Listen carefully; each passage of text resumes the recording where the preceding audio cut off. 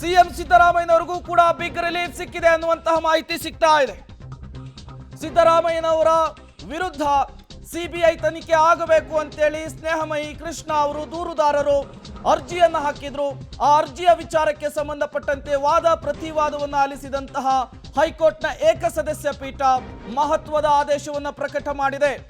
CM ಸಿದ್ದರಾಮಯ್ಯನವರ ವಿರುದ್ಧ ವಿಚಾರಕ್ಕೆ ಸಂಬಂಧಪಟ್ಟಂತೆ ಸಿಬಿಐ ತನಿಖೆಯಿಂದ ಸಿದ್ದರಾಮಯ್ಯನವರು ಪಾರಾಗಿದ್ದಾರೆ ಅನ್ನೋದು ಗೊತ್ತಾಗ್ತಾ ಇದೆ. ಈ ಮೂಲಕ ಸಿಎಂ ಸಿದ್ದರಾಮಯ್ಯನವರಿಗೆ ಅತಿ ದೊಡ್ಡ ರಿಲೀಫ್ ಸಿಗ್ತಾ ಇರುವಂತಹದ್ದು. ಲೋಕಾಯುಕ್ತ ತನಿಖೆಯೇ ಮುಂದುವರಿಲಿ ಅಂತೇಳಿ ಕೋರ್ಟ್ ಸೂಚನೆಯನ್ನ ಕೊಟ್ಟಿದೆ.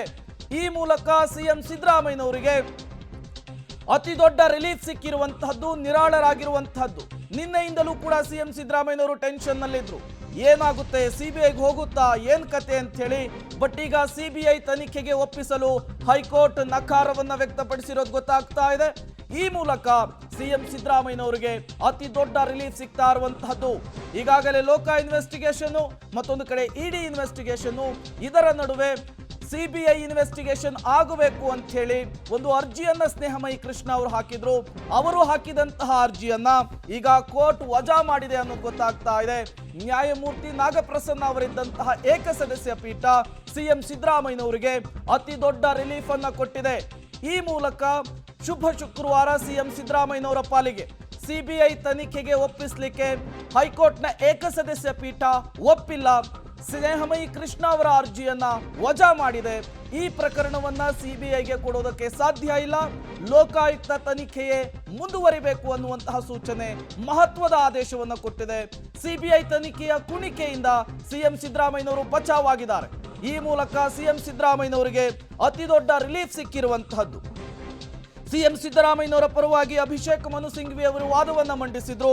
ಮಣಿಂದರ್ ಸಿಂಗ್ ಅವರು ಸ್ನೇಹಮಯಿ ಪರವಾಗಿ ವಾದವನ್ನ ಮಂಡಿಸಿದ್ರು. ವಾದ ಪ್ರತಿವಾದವನ್ನ ಜನವರಿ 27ರವರೆಗೂ ಕೂಡ ಆಲಿಸಲಾಗಿತ್ತು. ಇವತ್ತು ಆದೇಶವನ್ನ ಕಾಯ್ದಿರಿಸಲಾಗಿತ್ತು. ಈ ಆದೇಶ ಈಗ ಹೊರಬಿದ್ದಿದೆ. ಪ್ರಕರಣವನ್ನ ಸಿಬಿಐಗೆ ಕೊಡೋದಕ್ಕೆ ಸಾಧ್ಯವಿಲ್ಲ ಅಂತ ಹೇಳಿ ಧಾರವಾಡ ಹೈಕೋರ್ಟ್ನ ಏಕಸದಸ್ಯ ಪೀಠ ಮಹತ್ವದ ಆದೇಶವನ್ನು ಕೊಟ್ಟಿದೆ. ಈ ಆದೇಶ ಸಿಎಂ ಸಿದ್ದರಾಮಯ್ಯನವರ ಪಾಲಿಗೆ ಅತಿ ದೊಡ್ಡ ರಿಲೀಫ್, ನಿರಾಳತೆಯನ್ನು ಕೊಟ್ಟಿರುವಂತಹದ್ದು. ಸಿಎಂ ಸಿದ್ದರಾಮಯ್ಯನವರಿಗೆ ಬಿಗ್ ರಿಲೀಫ್ ಶುಭ ಶುಕ್ರವಾರದ ದಿನ ಸಿಕ್ಕಿರುವಂತಹದ್ದು. ಸಿಬಿಐ ತನಿಖೆಯಿಂದ ಸಿಎಂ ಸಿದ್ದರಾಮಯ್ಯನವರು ಪಾರಾಗಿದ್ದಾರೆ. ಸಿಬಿಐ ತನಿಖೆಯನ್ನು ನಡೆಸಲಿಕ್ಕೆ ಕೋರ್ಟ್ ಸಮ್ಮತಿಯನ್ನ ಸೂಚಿಸಿಲ್ಲ. ಹಾಗಾಗಿ ಲೋಕಾಯುಕ್ತ ತನಿಖೆಯೇ ಮುಂದುವರಿಯುತ್ತೆ ಅನ್ನುವಂತಹ ವಿಚಾರ ಗೊತ್ತಾಗ್ತಾ ಇದೆ. ಈ ಮೂಲಕ ಸಿಎಂ ಸಿದ್ದರಾಮಯ್ಯನವರಿಗೆ ಅತಿ ದೊಡ್ಡ ರಿಲೀಫ್ ಅನ್ನ ಹೈಕೋರ್ಟ್ನ ಏಕಸದಸ್ಯ ಪೀಠ ಕೊಟ್ಟಿದೆ. ಧಾರವಾಡದ ಹೈಕೋರ್ಟ್ ಪೀಠದಿಂದ ಮಹತ್ವದ ಆದೇಶ ಹೊರಬಿದ್ದಿರುವಂತಹದ್ದು. ಸಿಬಿಐ ತನಿಖೆಯ ಕುಣಿಕೆಯಿಂದ ಸಿಎಂ ಅವರು ಗ್ರೇಟ್ ಎಸ್ಕೇಪ್ ಆಗಿದ್ದಾರೆ, ಬಚಾವಾಗಿದ್ದಾರೆ. ಯಾವುದೇ ಕಾರಣಕ್ಕೂ ಸಿಬಿಐ ತನಿಖೆಗೆ ಅವಕಾಶ ಇಲ್ಲ ಅಂತ ಹೇಳಿ ಕೋರ್ಟ್ ಹೇಳಿರುವಂತಹದ್ದು. ಈ ಮೂಲಕ ಸಿಎಂ ಸಿದ್ದರಾಮಯ್ಯನವರಿಗೆ ಅತಿ ದೊಡ್ಡ ರಿಲೀಫ್ ಸಿಕ್ಕಿದೆ. ಈ ಹಿಂದೆ ಪ್ರಾಸಿಕ್ಯೂಷನ್ ವಿಚಾರದಲ್ಲಿ ಸಿಎಂ ಸಿದ್ದರಾಮಯ್ಯನವರಿಗೆ ಹಿನ್ನಡೆಯಾಗಿತ್ತು. ಸಿಬಿಐ ಎಂಟ್ರಿ ವಿಚಾರದಲ್ಲಿ ಏನಾಗುತ್ತೆ ಅನ್ನುವಂತಹ ಕುತೂಹಲ ಇತ್ತು. ಸಿಎಂ ಸಿದ್ದರಾಮಯ್ಯನವರ ಪಾಲಿಗೆ ಬಿಗ್ ರಿಲೀಫ್ ಸಿಕ್ಕಿರುವಂತಹದ್ದು. ಇವತ್ತು ನೆಮ್ಮದಿಯ ನಿಟ್ಟುಸಿರನ್ನ ಬಿಟ್ಟಿದ್ದಾರೆ ಸಿಎಂ ಸಿದ್ದರಾಮಯ್ಯ. ಗೊತ್ತಾಗುತ್ತೆ. ಅದಾದ ನಂತರ ನಾವು ಈ ಪ್ರಕರಣ ಸಿಬಿಐಗೆ ಕೊಡಿಸುವಂಥ ಪ್ರಯತ್ನ ಖಂಡಿತವೂ ನಾವು ಮಾಡೇ ಮಾಡ್ತೀವಿ.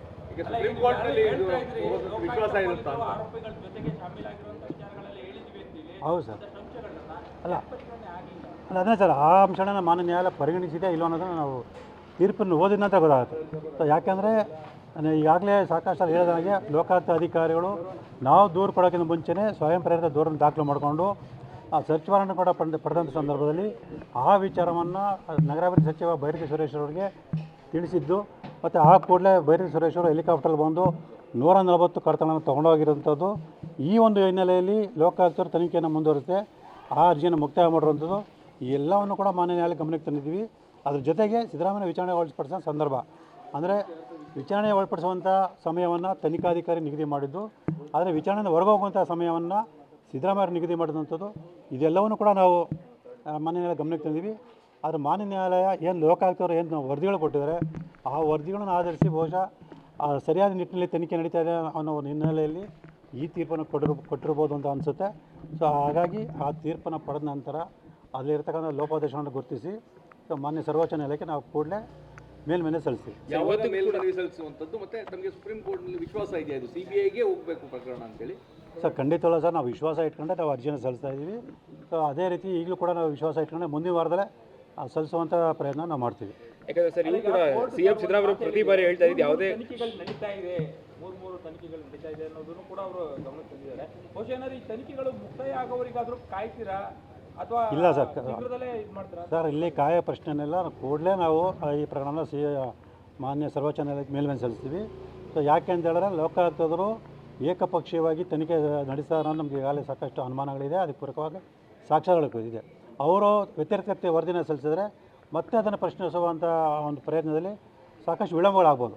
ಹಾಗಾಗಿ ನಾವು ಕೂಡಲೇ ಈ ಪ್ರಕರಣವನ್ನು CBI ಕೊಡಿ ಅಂತೇಳಿ ನಾವು ಮೇಲ್ಮನೆ ಸಲ್ಲಿಸ್ತೀವಿ. ಅಲ್ಲ, ಪ್ರಶ್ನೆ ಯಾಕೆ ಅಂತ ಹೇಳಿದ್ರೆ ಈಗ ಲೋಕಾಯುಕ್ತ ವರದಿಯನ್ನು ಸಲ್ಲಿಸಿ ಲೋಕಾಯುಕ್ತ ವರದಿಯಲ್ಲಿ ಏನಿದೆ ಅಂತ ನೋಡಿದ್ರೆ ಅದು ಪೂರಕ ಆಗುತ್ತಲ್ವಾ, ಅವರು ತನಿಖೆ ಸರಿಗೆ ಮಾಡಿದಾರಾ ಇಲ್ವಾ ಅನ್ನೋದಕ್ಕೆ ತಾವೇನು ಆರೋಪ ಮಾಡಿದ್ರಿ ಅದಕ್ಕೆ ಪೂರಕ ಅಂಶಗಳು ಸಿಗುತ್ತಲ್ವಾ ಅಂತ ಅದು ತಾವು ಸರ್ ಅದನ್ನೇ ಸರ್. ಈಗ ಮಾನ್ಯ ನ್ಯಾಯಾಲಯ ಆ ವರದಿಯನ್ನು ಯಾವ ರೀತಿ ಪರಿಗಣಿಸಿ ನೋಡಬೇಕು. ಸೊ ಯಾಕೆ ಅಂದರೆ ನನಗೆ ಬಂದಿರೋ ಮಾಹಿತಿ ಪ್ರಕಾರ ಲೋಕಾಯುಕ್ತ ಅಧಿಕಾರಿಗಳು ನಾವು ಸಿದ್ದರಾಮಯ್ಯನವರ 14 ನಿವೇಶನ ಸಂಬಂಧ ಮಾತ್ರ ತನಿಖೆ ಮಾಡ್ತಿದ್ದಾರೆ ಅಂತ ಮಾಹಿತಿ ಇದೆ. ಆದರೆ ನಾವು ನನ್ನ ಅರ್ಜಿಯಲ್ಲಿ ಮೈಸೂರು ನಗರ ಪ್ರಾಧಿಕಾರದಲ್ಲಿ 50 ನಡೆದಿರ್ತಕ್ಕಂಥ ಎಲ್ಲ ಅಕ್ರಮಗಳ ಬಗ್ಗೆ ಸಮಗ್ರ ತನಿಖೆ ನಡೆಸಬೇಕು ಅಂತ ಮನವಿ ಮಾಡ್ಕೊಂಡಿದ್ವಿ. ಸೊ ಈ ಎಲ್ಲ ಅಂಶವನ್ನು ಮಾನ್ಯ ನ್ಯಾಯಾಲಯ ಪರಿಗಣಿಸಿರೋದ್ರ ಬಗ್ಗೆ ನಾವು ಕೂಡ ತೀರ್ಪಿನಲ್ಲಿ ಪರಿಶೀಲನೆ ಮಾಡಿ ಸೊ ಅದನ್ನೆಲ್ಲ ಒಂದು ಪ್ರಶ್ನಿಸಿ ನಾವು ಮೇಲ್ಮನೆಯಲ್ಲಿ ಸಲ್ಲಿಸ್ತೀವಿ.